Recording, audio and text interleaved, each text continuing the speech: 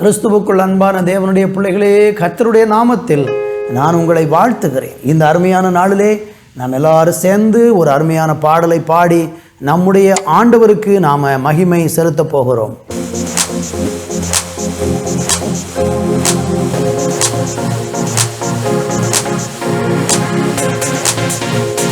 நல்லா சேர்ந்து உற்சாகமாய் பாடி நம்முடைய தேவனுக்கு துதியையும் ஸ்தோத்திரங்களையும் ஏறெடுத்து போகிறோம்.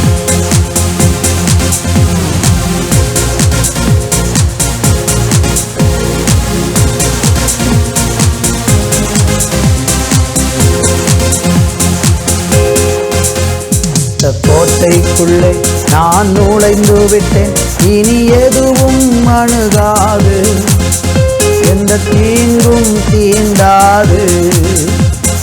கோட்டைக்குள்ளே நான் நுழைந்து விட்டேன், இனி எதுவும் அணுகாது, எந்த தீங்கும் தீண்டாது. நேசரின் இரத்தம் என் மேலே நெருங்காது சாத்தான், நேசரின் இரத்தம் என் மேலே நெருங்காது சாத்தான்.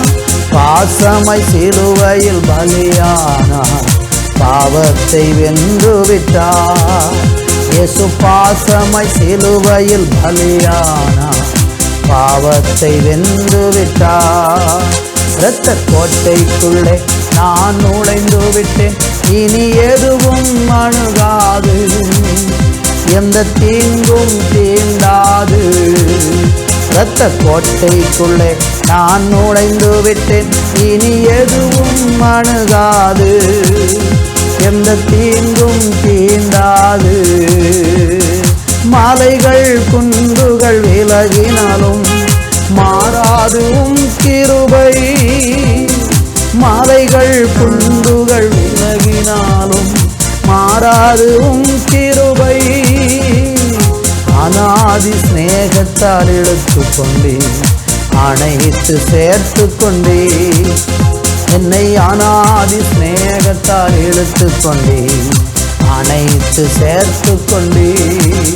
இரத்த கோட்டைக்குள்ளே நான் நுழைந்து விட்டேன், இனி எதுவும் அணுகாது, எந்த தீங்கும் தீண்டாது. இரத்த கோட்டைக்குள்ளே நான் நுழைந்து விட்டேன், இனி எதுவும் அணுகாது, எந்த தீங்கும் தீண்டாது.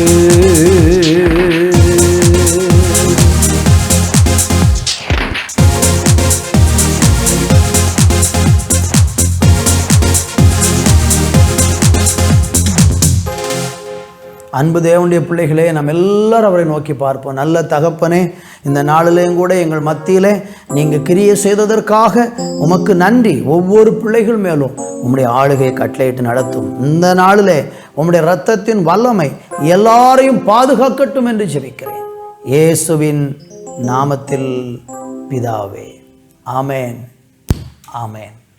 அன்பு தேவ பிள்ளைகளே, இந்த அருமையான நாளிலே நாம் வாசிக்கும்படியாக யாத்திராம் புஸ்தகம் 12ஆம் அதிகாரம் 7வது வசனத்தை வாசிக்கிறேன். அதன் இரத்தத்தில் கொஞ்சம் எடுத்து தாங்கள் அதை புசிக்கும் வீட்டு வாசல் நிலைக்கால் 2லும் நிலையின் மேற்சட்டத்திலும் தெளித்து, அன்று ராத்திரியிலே அந்த மாம்சத்தை நெருப்பிலே சுட்டு புளிப்பில்லாத அப்பத்தை கசப்பான கீரையோடு அதை புசிக்க கடவர்கள். அருமையான தேவனுடைய பிள்ளைகளே, வாசித்து கேட்ட இந்த வேத பகுதியிலே இஸ்ரவேல் ஜனங்கள் எகிப்து தேசத்தை விட்டு பயணமாக புறப்படுகிறதான அந்த வேளையிலே ஆண்டவர் அவர்களுக்கு பாதுகாப்புக்கான ஒரு ஆலோசனை கொடுக்கிறார். 430 ஆண்டுகள் அவர்கள் அடிமையாக வேதனைப்பட்டு துன்பப்பட்டு வருத்தப்பட்டு வாழ்ந்து கொண்டிருக்கிறார்கள். அவருடைய வாழ்க்கையிலெல்லாம் இருளும் அடிமைத்தனமும் கண்ணீரும் இருந்து கொண்டிருந்தது, தவிப்பும் இருந்து கொண்டிருந்தது, மிகவும் ஒடுக்கப்பட்டார்கள். ஒருவேளை இந்த வார்த்தையை கேட்கிற நீங்களும் பலவிதமான கண்ணீரிலும் ஒடுக்கத்திலும் வேதனையிலும் இருந்து கொண்டிருக்கிறீர்கள் என்றால், இஸ்ரவேல் ஜனங்கள் அப்படிப்பட்ட ஒரு ஒடுக்கமான சூழ்நிலையில் இருக்கும்போது இவர்களை 430 ஆண்டுகள் ஒடுக்கின அந்த ராஜாவையும் அந்த தேசத்தின் ஜனங்களையும் ஆண்டவர் தம்முடைய பயங்கரமான வாதையினாலே வாதித்து அந்த ஜனங்களை விடுதலையாக்குகிறார். எகிப்து தேசத்தில் உள்ள எல்லா வீட்டில் உள்ள மூத்த பிள்ளைகளும் இன்றைக்கு ராத்திரி சாக போகிறார்கள்.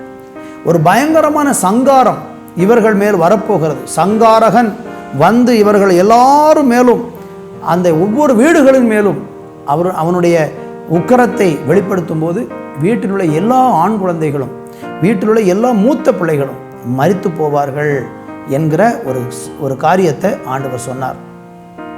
அப்பொழுது இஸ்ரவேல் ஜனங்களுடைய வீடுகளிலே இந்த மரணம் சம்பவிக்காமல் இருப்பதற்கு ஆண்டவர் அழகாக ஒரு பாதுகாப்புக்கான வழிகளை அவங்களுக்கு ஆலோசனையாக சொன்னார். அது என்னவென்றால், நீங்கள் ஒரு ஆட்டுக்குட்டியை, ஒரு வயதுள்ள ஒரு ஆட்டுக்குட்டியை, பழுதற்ற ஒரு ஆட்டுக்குட்டியை நீங்கள் அடித்து அதனுடைய இரத்தத்தை உங்களுடைய வீட்டினுடைய நிலைக்கால்களிலும் உங்களுடைய வீட்டினுடைய நிலையின் மேற்சட்டத்திலும் நீங்கள் பூசி எல்லாரும் அந்த வீட்டுக்குள் பத்திரமாக இருந்து கொள்ள வேண்டும்.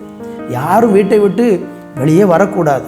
அந்த சங்காரகன் அந்த தெரு வழியாக கடந்து போகும்போது எந்தெந்த வீடுகளிலெல்லாம் இரத்தம் இருக்கிறதோ அந்தந்த வீட்டை கடந்து போவான். அடுத்த பகுதியில் பாருங்கள், 12ஆம் அதிகாரம் 23ஆவது வசனம் சொல்லுகிறது, கர்த்தர் எகிப்தியரை அதம் பண்ணுகிறதற்கு கடந்து வருவார். நிலையின் மேற்சட்டத்திலும் வாசலின் நிலைக்கால்கள் 2லும் அந்த இரத்தத்தை காணும்போது கர்த்தர் சங்காரகனை உங்கள் வீடுகளில் உங்களை அதம் பண்ணுவதற்கு வரவட்டாமல் வாசற்படியை விலகி கடந்து போவார். அன்பு தேவனுடைய பிள்ளைகளே, அந்த சங்காரகன் இந்த இரத்தத்தை கண்ட உடனே அந்த வீட்டுக்குள்ளே பிரவேசிக்காம, அந்த வீட்டில் யாருமே மறிக்காம கடந்து போயிடுவான். இஸ்ரவேல் மக்கள் பாதுகாப்பாக இருப்பார். இன்றைக்கும் கூட அதே நிலையில் இயேசு கிறிஸ்துவின் இரத்தத்தினாலே, ஆட்டுக்குட்டி என்று சொல்லப்பட்ட அந்த ஆண்டவராகி இயேசு கிறிஸ்துவினுடைய இரத்தத்தினாலே யாரெல்லாம் தங்களுடைய பாவங்கள் கழுக இயேசுவண்டைக்கு வந்து தன்னுடைய பாவங்களை அறிக்கை செய்து அந்த பாவத்தை விட்டுவிட்டு என் பாவத்தை மன்னித்து என்னை உம்முடைய இரத்தத்தினால் கழுகும் என்று யாரெல்லாம் இயேசுவினிடத்தில் கேட்டார்களோ அவர்கள் ஒவ்வொருவர் மேலும் இயேசு கிறிஸ்து தம்முடைய இரத்தத்தை பூசி அவர்கள் மேல் தன்னுடைய இரத்தத்தினால் அவர்களை கழுகி அவர்களை பரிசுத்தமாக்குகிறது மாத்திரமல்ல, அவர்களுடைய குடும்பத்தை அவர்களை இரத்த கோட்டைக்குள் பாதுகாக்கிறவராக இருக்கிறார். அப்படிப்பட்ட பாதுகாப்பு இந்த உலகத்தில் யாருக்கும் கிடைத்ததில்லை. தேவனுடைய ஜனத்திற்கும் தேவனுடைய பிள்ளைகளுக்கும் மாத்திரமே அப்படிப்பட்ட பாதுகாப்பு உண்டு. இன்றைக்கு அந்த பாதுகாப்பை நீங்கள் விரும்புகிறீங்களா? விசுவாசிக்கிறீங்களா? நம்புகிறீங்களா? இன்றைக்கு இயேசு கிறிஸ்துவுக்குள்ளே வந்தால் உங்கள் குடும்பம் பாதுகாக்கப்படும், உங்களுடைய தனிப்பட்ட வாழ்க்கை பாதுகாக்கப்படும், உங்கள் பிள்ளைகள் பாதுகாக்கப்படுவார்கள், உங்களுக்குரிய எல்லா நன்மைகளும் பாதுகாக்கப்படும். ஏன்? உங்களுடைய ஜீவன் பாதுகாக்கப்படும். இன்றைக்கு அந்த இயேசு கிறிஸ்துவின் இரத்தம் உங்களையும் என்னையும் காக்கவும் ரட்சிக்கவும் கழுகவும் பரிசுத்தப்படுத்தவும் இன்றைக்கும் அந்த இரத்தம் உயிரோடு இருக்கிறது. எனவே இயேசுவை விசுவாசித்து கழுகப்பட்டு ஆசீர்வதிக்கப்படுங்கள்.